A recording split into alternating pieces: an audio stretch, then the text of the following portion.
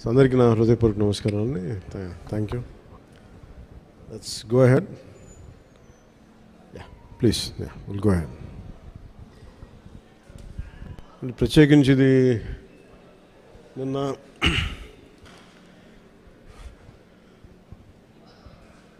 Post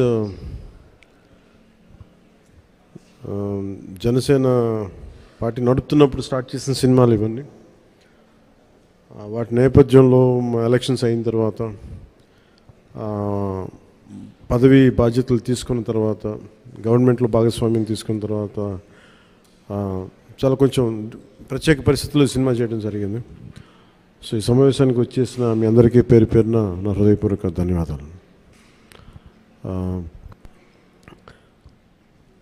so మీరు అడగదలుచుకుంది ఏంటంటే మన ప్రింట్ మీడియా నుంచి కాబట్టి మీరు మాట్లాడండి సార్. Please ask. మీరు మాట్లాడతారా?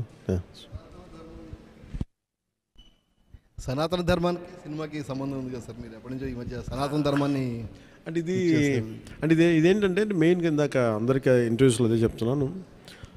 ఇది ఆంధ్రప్రదేశ్కి చాలా కీలకమైనది అది ఈ పర్టికులర్ సినిమా. ఎందుకంటే కోహినూర్ డైమండ్ ప్రపంచవ్యాప్తంగా ప్రసిద్ధి.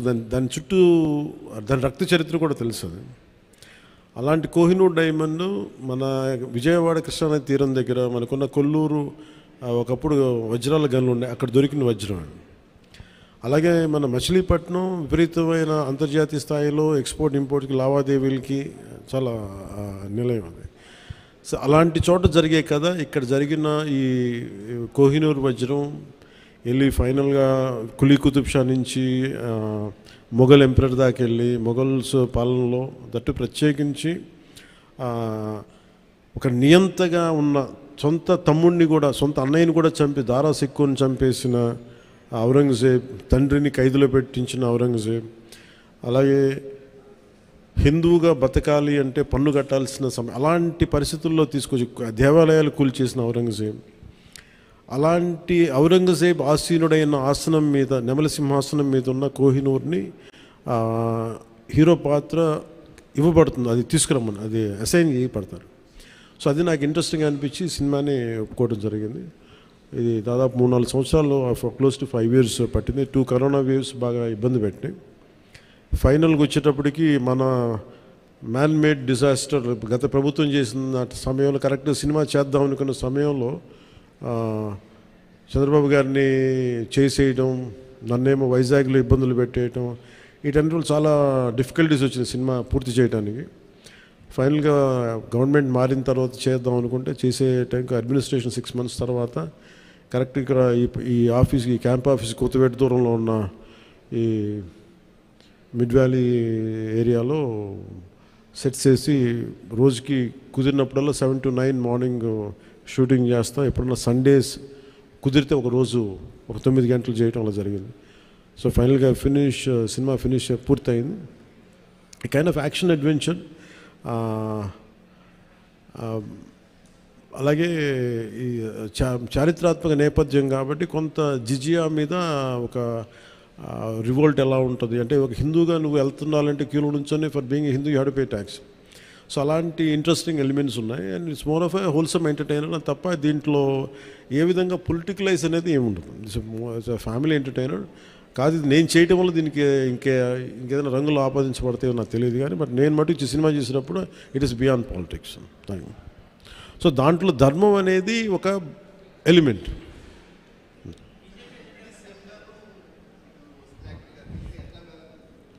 సార్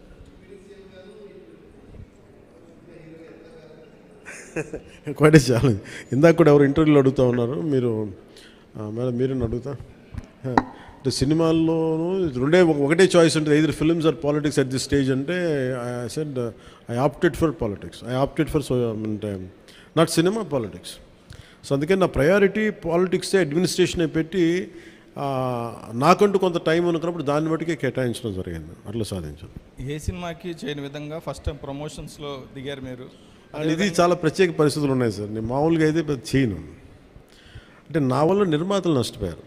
అది కూడా ఎలా నష్టపోయారు? ఒకటి corona, 2 natural disaster, 2 natural disasters, ఇంకోటి man made disaster. Administration disorder, ఇక్కడ పొలిటికల్ ఇది ఇక్కడ. సో మూడింటికి నిర్మాతలు బలైపోయారు. సో దానికి నేను ఒక నైతిక బాధ్యత వహించి లేట్ అయిపోయిన సినిమాని ప్రమోట్ చేయాల్సిన బాధ్యత నా మీద ఉంది. అంతేగాని ఎందుకంటే నాకు రెమ్యునేషన్ కూడా దీనికేమి అదే ఇంకా రేపు పొద్దున హిట్ అయితే నాకు తెలియదు. కానీ సో అలాంటి పరిస్థితుల్లో రిలీజ్ చేశాను. ఎందుకంటే ముందు సినిమా ఆడాలి, సినిమా రిలీజ్ అవ్వాలి, నిర్మాత బయటపడాలి అన్న సదుద్దేశం. అది కూడా ఏంటంటే నేను పాలిటిక్స్లో ఉండటం, గత ప్రభుత్వం చేసిన మ్యాన్ మేడ్ డిజాస్టర్స్ వీటన్నిటి వల్ల నలిగిపోయిన దానికి బలైపోయి నేను పొలిటిక్స్లో ఉన్నాను కాబట్టి బలైపోయారు కదా, ఇబ్బందులు పడ్డారు నిర్మాతలు. అందుకని వారందరి తరపున నేను ఈ కనీసం ఈ ప్రమోషన్ చేయడం అనేది చాలా ఎసెన్షియల్ డ్యూటీ అనిపించింది నాకు. అంతమించి మామూలుగా అంత అవసరం ఉండేది కాదేమో. సార్ ఆ సినిమా తీసేటప్పుడు కొంత ఇబ్బందులు కూడా పడ్డట్టున్నారు మీరు. ఏంటి సార్? ఆ సినిమా తీసేటప్పుడు కొంత ఇబ్బందులు కూడా పడ్డట్టున్నారు, సమ్మర్లో కానీ నైట్ టైంలో షూటింగ్ చేయటం కానీ. అంటే ఎలా అంటే నేను ఇక్కడికి వెళ్ళి వైజాగ్లో అరెస్ట్ అయ్యి మళ్ళీ వచ్చి 4 రోజుల తర్వాత మళ్ళీ ఇలా చేశాను. అంటే అరెస్ట్ అంటే చూశారు కదా ఎలా పెట్టారు. అట్లాంటి పరిస్థితుల్లో మండుటెన్లో కానీ అంటే okay that's part and parcel, there is no complaint about it. నాకేమనిపించిందంటే ఈ ఇబ్బందులు పడటం ఒకటిను, పార్టీని నడుపుతా ఏమాత్రం హోప్లెస్ పొలిటికల్ సిచ్యువేషన్లో ఉండి సినిమాలు చేస్తా 10 రూపాయలకి 15 రూపాయలకి టికెట్లు ఏదైనా రిలీజ్ అయితే ఇబ్బందులు పెడతా, నాకు వీటన్నిటికీ దాటి అధిగమించి ఇక్కడ దాకా రావడం చాలా పెద్ద విజయం అనిపించింది. సో టఫ్ సిచ్యువేషన్ ఇక్కడ దాకా వచ్చి I'm grateful for the producers.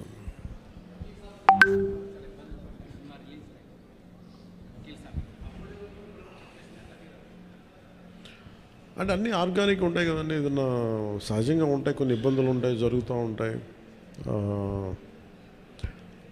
అంటే నాకేంటంటే నేను సినిమాని ఇప్పుడు అంటే నేనది ఇప్పుడు మనం చాలాసార్లు నేను ప్రతి సభలో కూడా చెప్తాను, ప్రతి చిన్న పనికి కూడా ఒక చిన్నపాటి యుద్ధమే చేయాల్సి వస్తుంది. అంటే ఏది కూడా ఒక బస్సు ఎక్కాలంటే ప్రతి సగటు మనిషి చిన్నపాటి యుద్ధం చేసే వెళ్ళాలి, ట్రైన్లో వెళ్ళాలంటే చిన్నపాటి యుద్ధం చేసి సీట్ సంపాదించాలి. అలాగా ఒక సినిమా చేయాలన్నా ఏం చేయాలన్నా ఒక సంఘర్షణ లేకుండా ఏముండదు. అందుకని సంఘర్షణ జీవనంలో భాగం అయిపోయింది తప్ప నేను పర్సనల్గా నేను ఇవన్నీ సహజం అనుకుంటాను. అంతకుమించి will move on, but how well we can stand out, ఎలా నిలబడగలం దాని మీద ఉంటుంది ఆలోచన.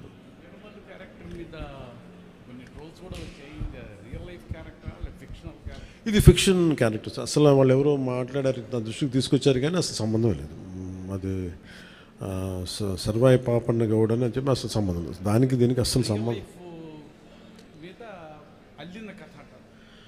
ఇది ఒక ఒక హై కాన్సెప్ట్. ఒకవేళ కోహినూర్ డైమండ్ని తీసుకొస్తే ఉంటుంది, దాన్ని కొర్లు మన ఈ మచిలీపట్నం పరిసర ప్రాంతాల్లో పెరిగే ఇలాంటి వాతావరణంలో పెరిగిన ఒకడికి ఈ బాధ్యత తప్పు చెప్తే నిజాం నవాబు ఎలా ఉండొచ్చు, ఈ హై కాన్సెప్ట్. దీంట్లో ఎక్కడా కూడా అది ఒక ఫిక్షస్ క్యారెక్టర్ తప్ప దాన్ని ఎక్కడా కూడా అసలు చారిత్రాత్మక ఆధారాలు ఉన్న పాత్ర అసలు కాదు, ఫ్రమ్ డే 1 నుంచి. It's very quite created character. Sir Bheemla నాయక్కు సంబంధించి అప్పుడు టికెట్ రేట్లు తగ్గించారు, అయినా సరే హిట్ అయింది. కానీ ఇప్పుడు టికెట్ రేట్లు పెంచారు.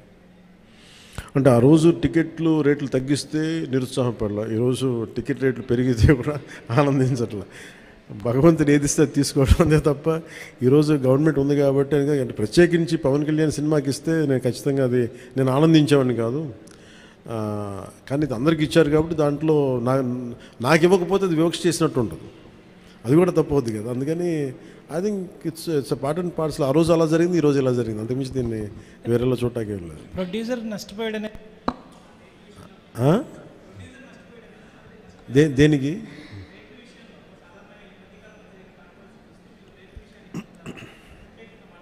మళ్ళీ వినిపించట్లా?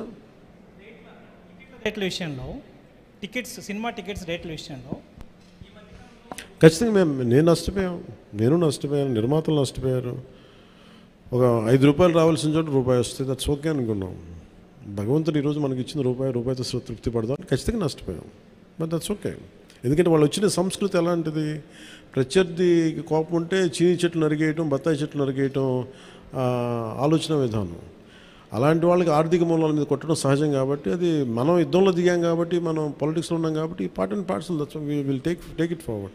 దాన్ని వెనకడిగే తీసలేదు, దాన్ని part and parcel we have to accept it.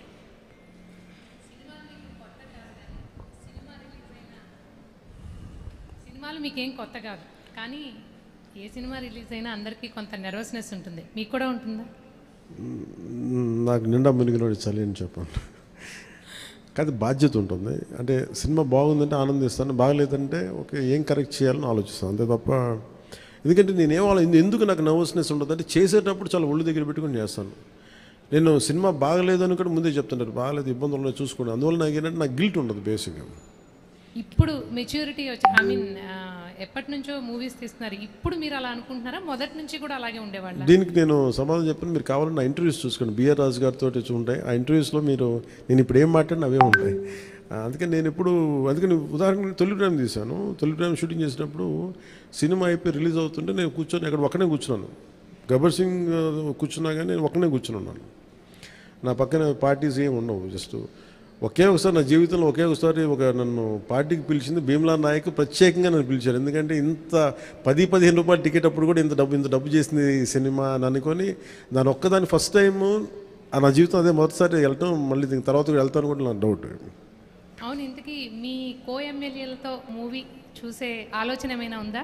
మీ ఎమ్మెల్యేలతో కో-ఎమ్మెల్యేలతో మూవీ చూసే ఆలోచన, ప్రపోజల్స్ ఏమైనా ఉన్నాయా? నేను ఎప్పుడు అట్లా ఆలోచించలేదండి. అసలు ఇప్పుడు చెప్తే ఇప్పుడు ఐడియా వచ్చింది, బాగానే ఉందనిపిస్తుంది. ఎందుకంటే అసెంబ్లీలో సగం మంది మీ ఫ్యాన్సే కదా.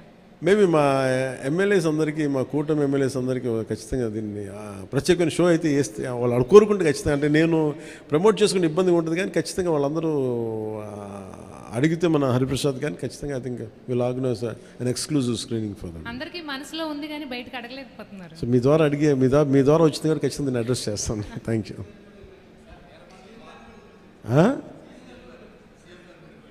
సీఎం గారు బిజీగా ఆయన సినిమాలు మా అయితే ఒక 5 నిమిషాలు చూస్తారేమో.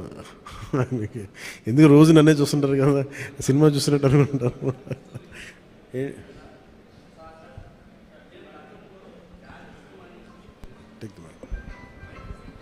హలో జానీ సినిమాని గతంలో మీరు డైరెక్ట్ చేసి ఆ టైంలో కొంత ఫ్లాప్ అనే ఇబ్బందికరమైనటువంటి వాతావరణాన్ని కలిగించుకున్నారు. ఈ సినిమాలో మీరు లాస్ట్ క్లైమాక్స్ మీరే డైరెక్ట్ చేశారని చెప్పేసి చెప్తున్నారు. దానికి అప్పటికి ఇప్పటికీ ఏంటి ఎలాంటి చేంజ్ మీరు గమనించారు? అలాగే అంటే నేను జానీ నిన్న కూడా చెప్పాను. అంటే నాకు ఏమనిపించిందంటే ఒక సినిమా తీసేటప్పుడు చాలా నలుగుతూ ఉండే.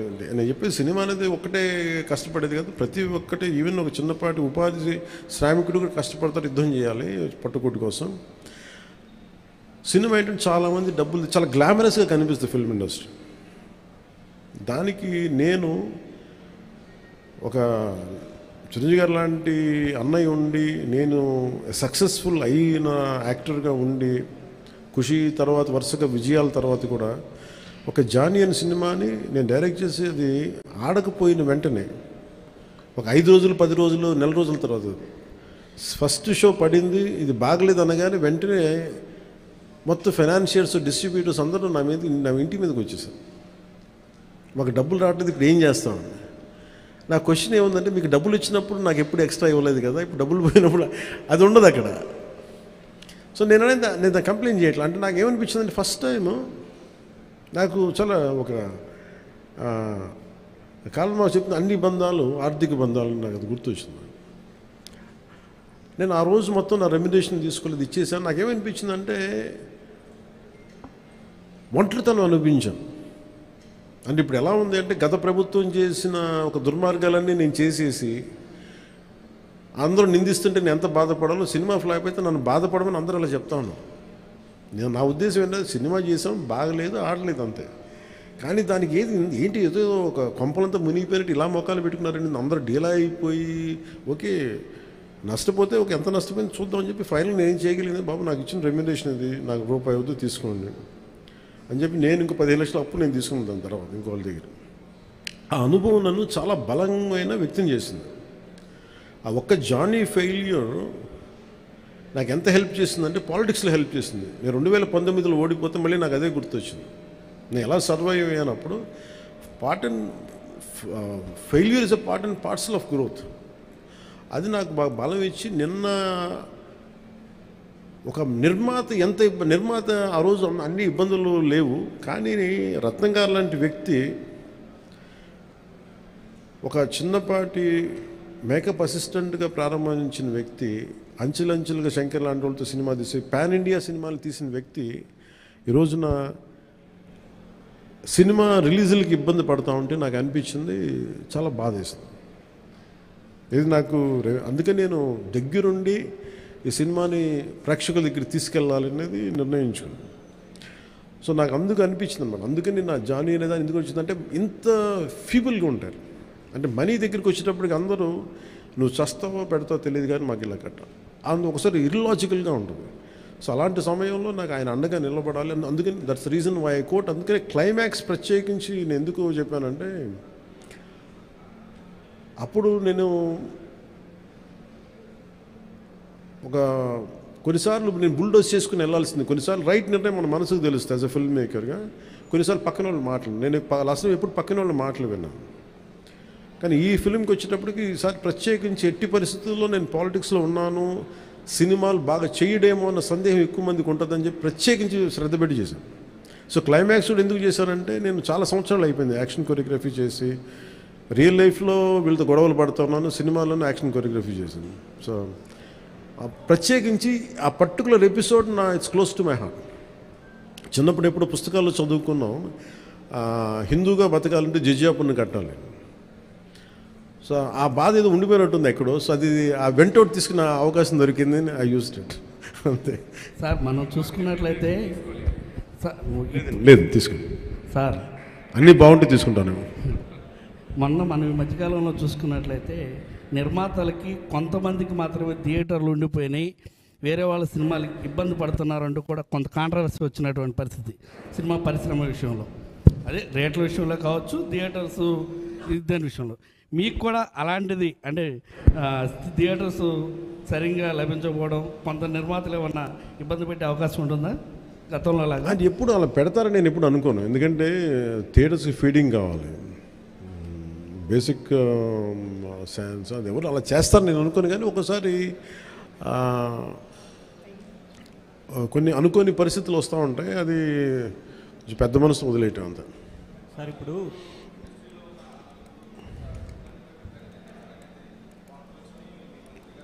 నేను ఎప్పుడు అనలేదు ఆ మాట. నేను అన్నారా, రాశారా? Okay welcome. So thank you sir. Ma'am, this movie is going to be?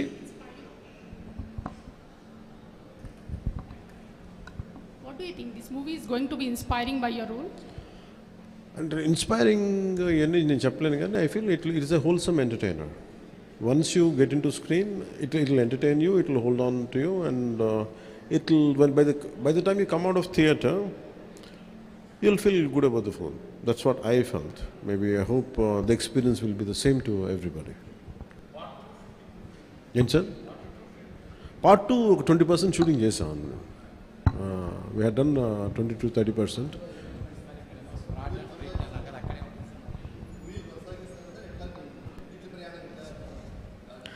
వచ్చే డబ్బుల్ని బట్టి, నాకు దొరికే టైంని బట్టి, కుదిరితే భగవంతుడి ఆశీస్సులు అన్నీ కుదిరి. సార్ ఏంటి సార్, చిత్ర పరిశ్రమ ఎక్కడున్నా అది ఉన్నది. ఆల్రెడీ ఏపీకి రావాల్సిన కొత్తగా అవసరం లేదు, కానీ ఏపీలో డెవలప్ చేయాల్సిన ఇన్ఫ్రాస్ట్రక్చర్ డెవలప్ చేయాలి. హైదరాబాద్లో ఎలాంటి ఇన్ఫ్రాస్ట్రక్చర్ ఉందో ఆంధ్రప్రదేశ్లో కూడా అలాంటి ఇన్ఫ్రాస్ట్రక్చర్ కొంత హైదరాబాద్లో ఉండొచ్చు, కొంత కొంత మంగళగిరి లేదా మనకున్న ప్రాంతాల్లో కావచ్చు. ఇట్ డిపెండ్స్, పరిస్థితులు ఎక్కడ బాగుంటాయని దానికి తగ్గట్టుగా ఇన్ఫ్రాస్ట్రక్చర్ అయితే డెవలప్ చేయాలి. ఫిల్మ్ మేకింగ్ స్కూల్స్ చాలా డెవలప్ చేయాలి.